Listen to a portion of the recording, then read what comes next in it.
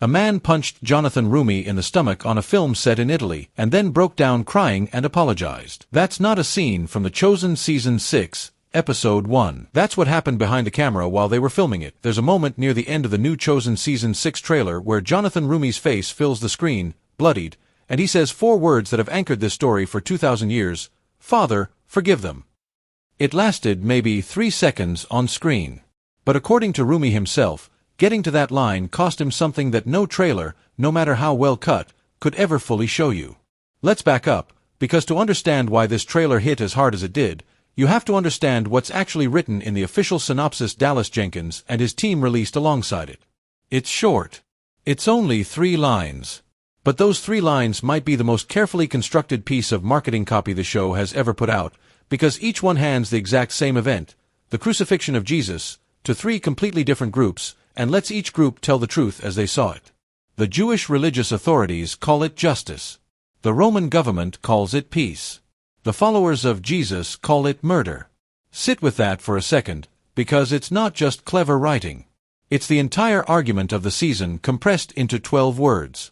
3 groups, watching the same man die on the same afternoon, walking away with 3 totally incompatible explanations for what just happened, and all 3 of them, in their own minds, being completely right. That's an enormous swing for a faith-based streaming show to take. Most retellings of Good Friday give you one perspective and treat everyone else as scenery. The soldiers are cruel. The priests are corrupt. The crowd is fickle. Jesus is the only person in the frame who matters. The Chosen has spent 5 seasons deliberately refusing to do that, and this synopsis is the clearest signal yet that Season 6 is going all in on that refusal. Take Pontius Pilate. In almost every film version of this story, Pilate is a coward washing his hands in a bowl of water, a man who knows the truth and chooses convenience over conscience. That's not wrong exactly, but it's incomplete. Historically, Pilate wasn't managing a moral dilemma in a vacuum. He was managing an occupied province with a history of uprisings, a Jewish population that outnumbered his garrison by an enormous margin, and a superior back in Rome who had already warned him once about unrest on his watch. A rabbi pulling crowds in the thousands during Passover, the single most politically volatile week of the Roman calendar in Judea, wasn't a spiritual problem to a man like Pilate. It was a security threat. And the synopsis calling this peace from Rome's perspective isn't the show excusing what happens to Jesus. It's the show telling you that Pilate believed, genuinely, that he was containing a threat before it turned into a riot that would get thousands killed. Andrew James Allen, who plays Pilate, appears in this trailer standing in front of the same crowd that chooses to free Barabbas over Jesus, and if the show has been building Pilate's character with any consistency at all, that scene isn't going to play like villainy. It's going to play like a man convincing himself he made the only reasonable call available to him. Then there's the Sanhedrin, and this is where the show has always taken its biggest risk. Caiaphas and the religious council aren't given some cartoon, where evil, mwahaha motivation in this series.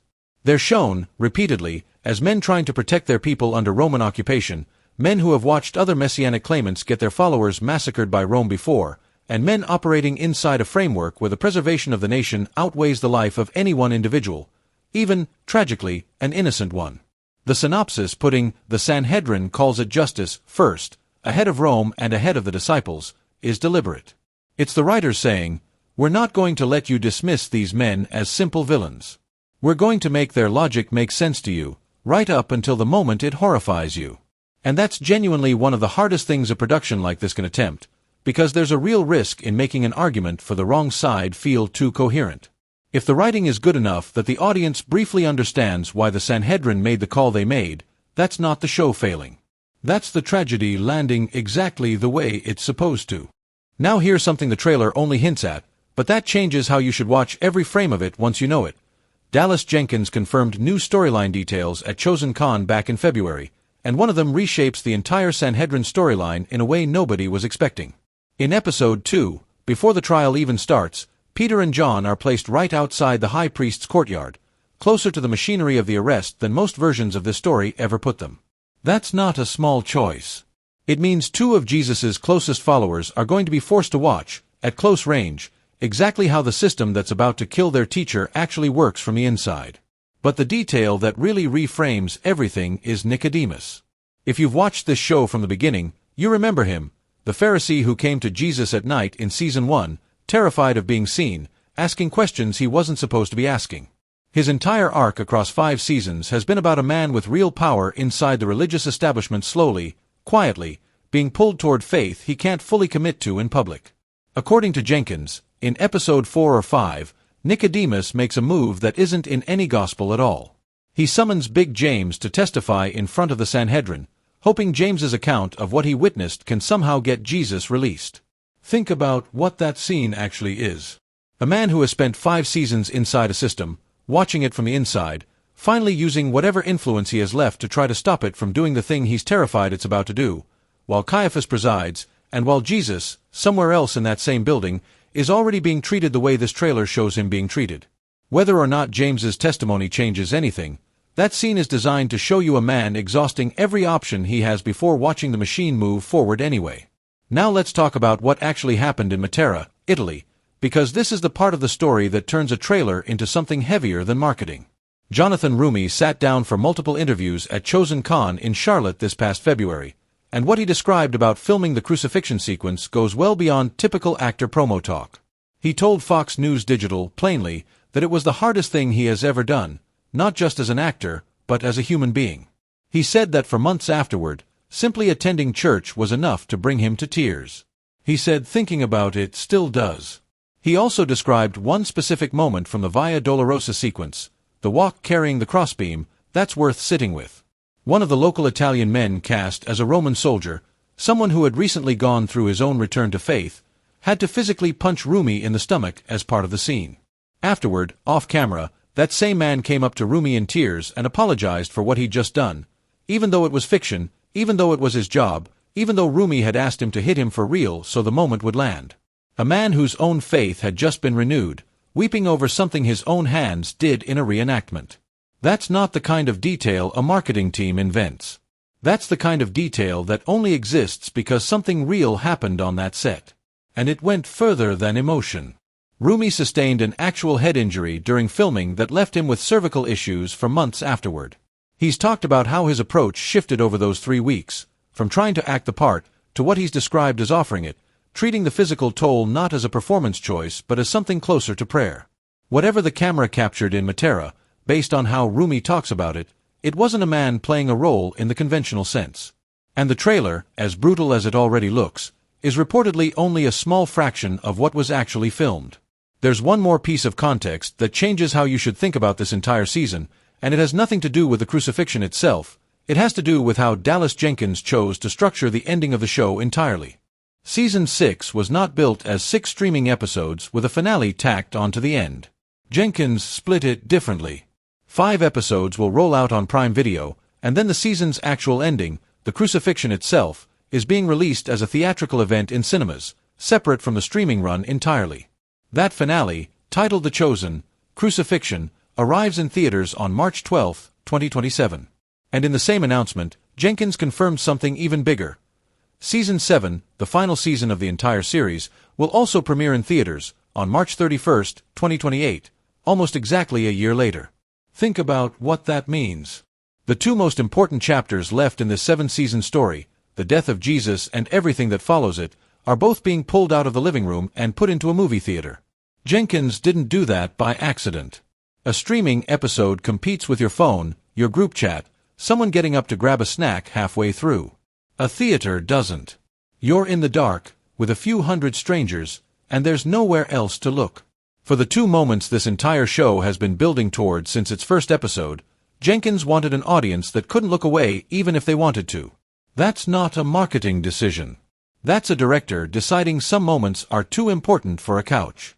And that structure only makes sense once you understand who Season 6 is really about underneath all of it, and it isn't Pilate, and it isn't Caiaphas. It's Mary Magdalene. Go back to the very first episode of this entire series, all the way back in Season 1.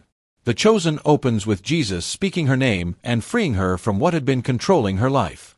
Elizabeth Tabish's performance as Mary Magdalene has quietly been the emotional backbone of this entire show ever since, even when the ensemble cast pulls focus in other directions. Season 6 carries her through the Last Supper, the arrest, the trial, the beating, the walk to Golgotha, and the burial, the complete darkness of Good Friday, seen through the eyes of the person Jesus saw first. And the show has already confirmed how it plans to close the loop. Season 7 is going to end with the risen Jesus speaking her name again at the tomb. The same two words that opened this entire story, spoken again, on the other side of everything. That's not just good writing. That's 7 seasons of television built around a single promise, that being known and being called by name is the whole point. So here's where that leaves us. Season 6, Episode 1 premieres on Prime Video on November 15, 2026, with the first 3 episodes releasing all at once. Episode 4 follows on November 22nd, Episode 5 on November 29th, and Episode 6 on December 6th. Then the wait begins, because the actual ending, the crucifixion itself, doesn't arrive until March 12, 2027, in theaters. And the true finale of the whole series isn't coming until March 31, 2028. That's a long road. And knowing what we now know, knowing what this trailer is quietly built on, knowing what happened to Jonathan Roumie in Matera, knowing that Nicodemus is going to spend an episode trying to save a man he spent 5 seasons learning to believe in, knowing that Mary Magdalene's entire arc is going to end exactly where it began, this isn't just another season of a show people watch on a Sunday night. It's the back half of a story that millions of people around the world have said feels less like television and more like something personal. Something that found them at the right moment and never quite let go. And maybe that's the real reason that trailer landed the way it did. Thousands of comments, people saying they were in tears before the footage even started. Not because of clever editing. Because everyone watching already knows exactly where the story is going, and they're choosing to walk through Good Friday again anyway, because they know what's waiting for Mary Magdalene at the tomb on the other side of it. November 15th isn't far away now. And based on everything we've just laid out, the trailer, the confirmed episodes, what it cost Jonathan Roumie to film this, Season 6 is not going to be an easy watch. It's not supposed to be. If this breakdown gave you something to think about, do me a favor and hit that like button. It genuinely helps this channel keep making videos like this. Subscribe if you don't want to miss the next one, because there's a lot more to cover before November 15th gets here. And drop a comment down below. What part of this are you most nervous to actually watch on screen? I'll see you in the next one.